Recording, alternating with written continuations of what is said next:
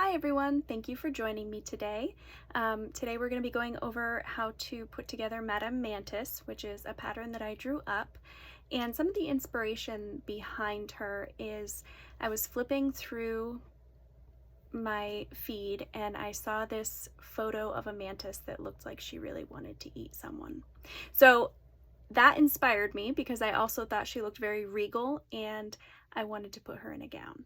So that just kind of got my brain turning, and any artist knows that you just come up with these random thoughts that all of a sudden you're like, that would be fantastic. So I drew this up and I made it into a pattern, and I'm hoping that people can use it and make their own creations out of it. So I have it for sale. Actually, I've linked it down below on my website for $1.99. So if anyone would like to purchase that and follow along and make this pattern, make this project with me, that would be fantastic.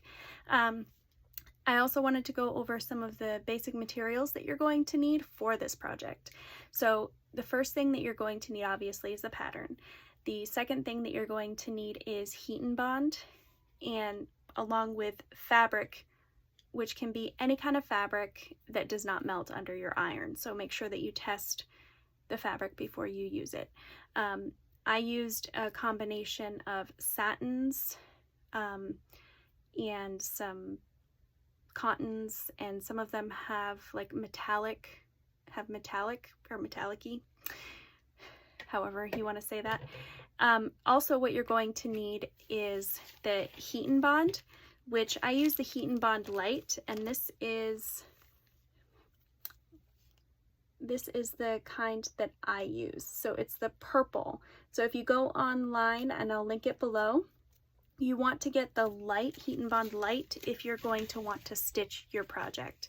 Now, if you don't want to stitch your project, you can get the regular Heat and Bond, which I believe is red. But I prefer to stitch my projects because it adds a lot more character, a lot more texture, and I just think it looks better.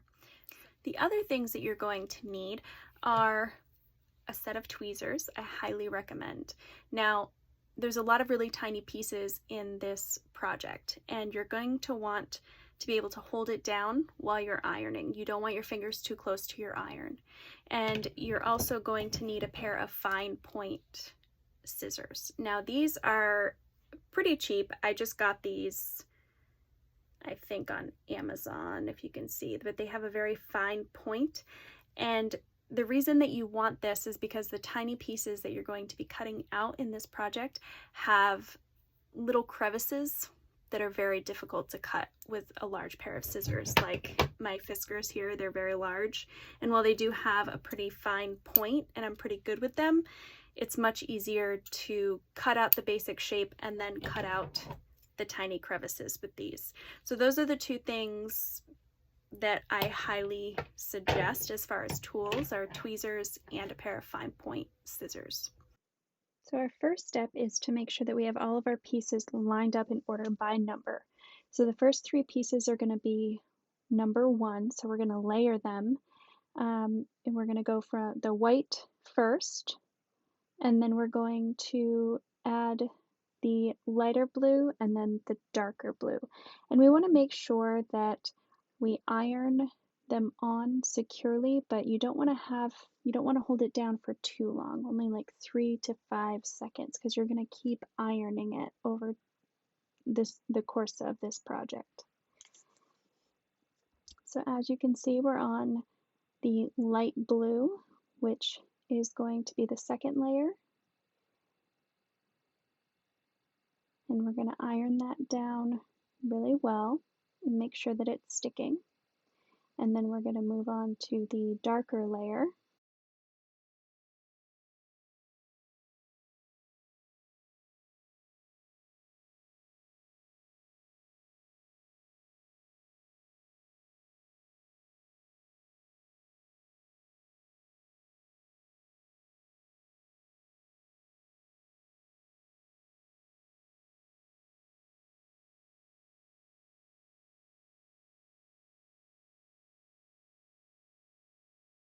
Now we're going to make sure that we go on to number 2, and this is going to be right along the edge. As you can see, I'm lining it up with the edge of her arms there, her forearms.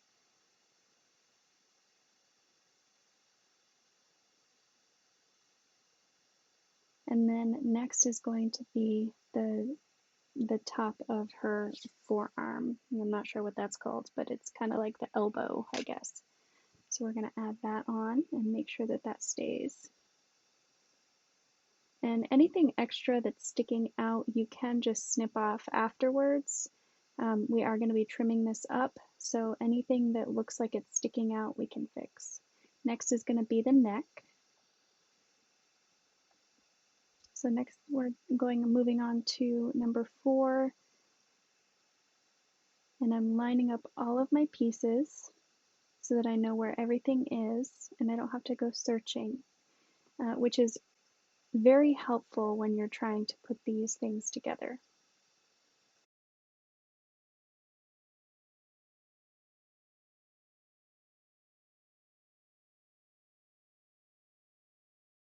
Now, I really like to use tweezers for these small pieces. It really helps. It also helps when you're trying to iron and you don't want your finger to be too close to the.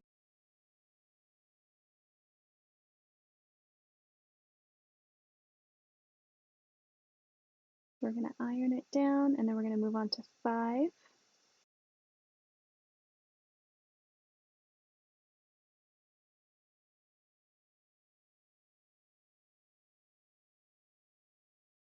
And we're going to kind of put a kitty corner on the neck there.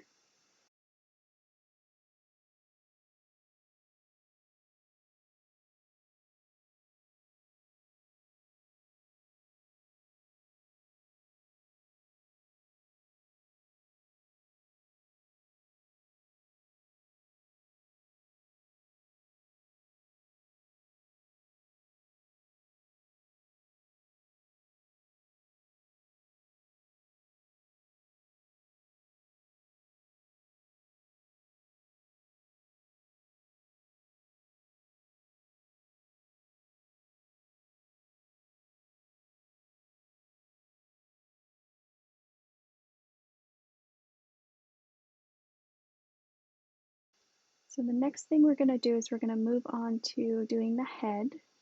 So we're going to line up the pieces again. We're going to have the head base, which is number 8, and then the jawline. And in this particular video, I actually ended up writing the numbers on the pieces incorrectly. And because I made the pattern, I knew which piece went where. But just make sure when you're drawing out your pattern pieces and you're putting the numbers on, that you put those numbers on correctly, because it can get confusing. So now that I have everything lined up, I'm going to put my head base down.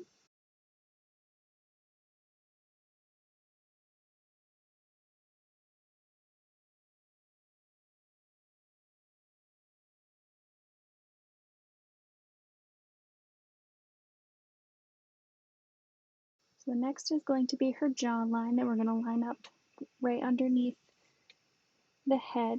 As you can see, there's a little ridge right there on the base of the body, well, the base of the head.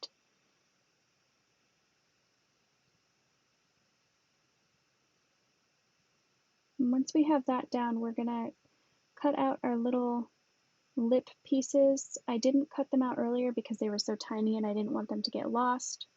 So I'm going to cut them out right now. And I'm going to use tweezers to get the backing off. And we want to do the bottom lip first.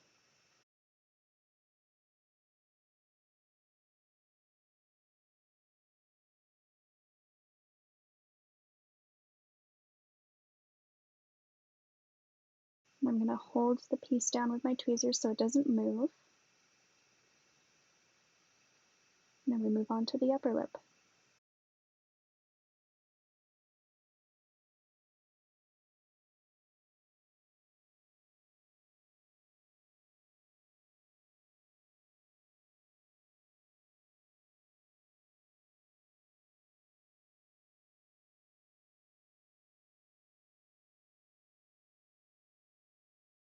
All right, now that we have these pieces down, we're going to put the rest of the face on. Again, using the tweezers to make sure that everything stays in place with these smaller pieces.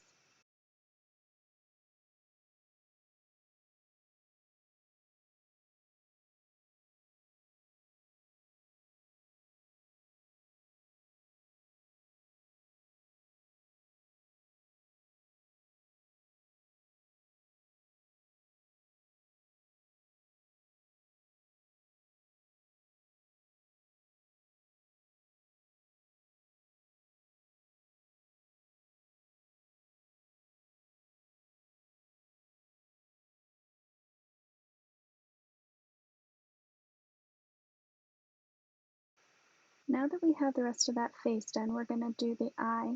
And because the white that I used for the eye is actually quite thin, I cut out two pieces to layer on top of one another so that it would come out more white. Because if I just put the one piece, you'd actually be able to still see the blue underneath. So I did do two layers. And then the next is the eyelid right there.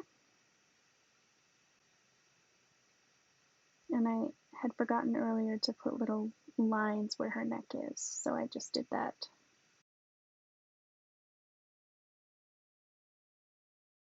Okay, so now we're going to do her dress. We have her two layers for the bodice. We also have, for the back piece, we have her bodice, which we're going to put in the front there. Now I forgot to take out the basting stitch on this before I put the backing on, before I put the heat and bond on. So please ignore that. Take your basting out beforehand. So I'm putting that down first, and I just heated up the base to try and get the bodice to stick. That ended up not working. I had to wait until I was done with the project and then iron it from the back to get it to stick. But now I'm going to do the back piece. Okay, so we're going to iron that on, and we're going to make sure that it overlaps over the edge of the bodice right there.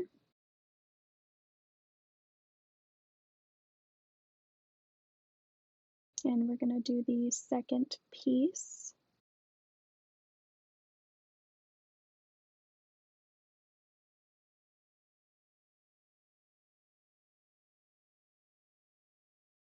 And next we're going to iron the skirt on, and as you can see I made the skirt and put the heat and bond on the back, which again, just like the bodice, it didn't stick very well until I turned the project over and ironed it from the back.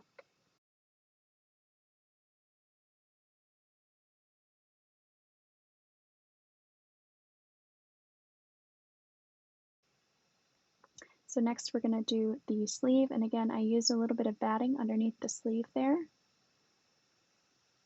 to make sure that it didn't make any weird ridges and you couldn't see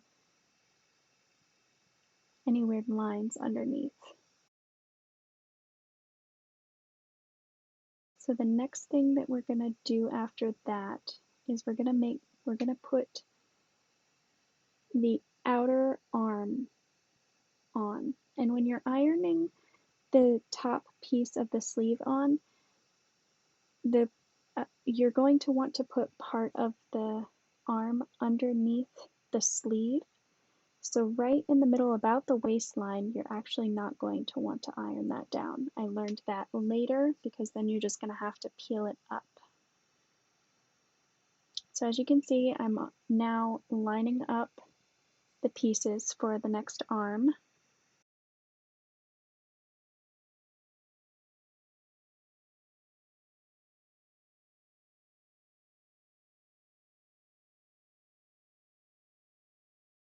In this arm as well, we're going to use batting in between to make sure to lift that arm up. And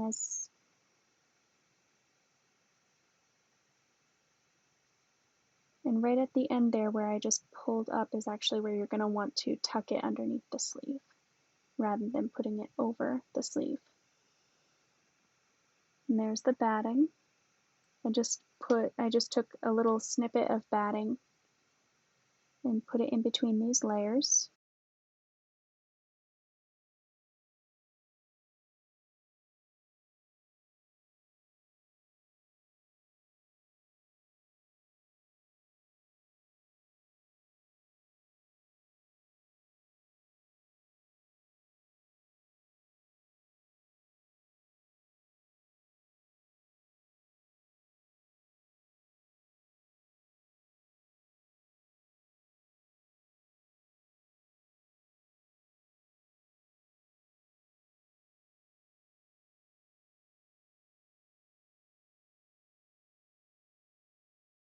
And here is the last piece.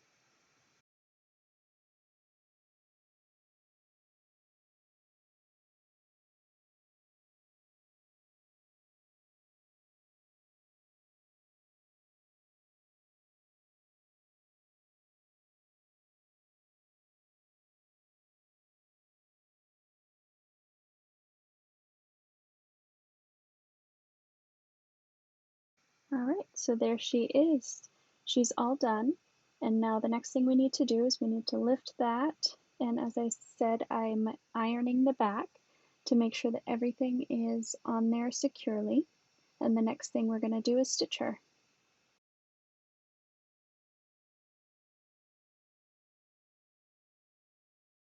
So here we are stitching her down. Now I go around every single piece and stitch every piece down. And I know that this is a little bit tedious, but it really makes the project come out a lot nicer, and it keeps it more secure because this Heat and Bond Lite isn't meant really to hold things securely for a long period of time. It's great for light projects, but for something that you want to put on your wall and make it last a long time, it's good to stitch it anyway. If you do not want to stitch your project, you can use the Heat and Bond, the regular or heavy. I do suggest though that you test that out before you use that on these fabrics because some of it might be a little too heavy. And if you use those, you definitely don't want to stitch on your machine because it will break your needle after too many layers. And since we're using lots of layers to build up on this project, to add texture and dimension, too many layers is going to be a problem for your machine. So I prefer the Heat and Bond Lite. So here we are finishing this up, and here she is. Thank you for watching, and please subscribe and like the video below if you enjoyed watching, and I look forward to showing you some more patterns. Have a good day!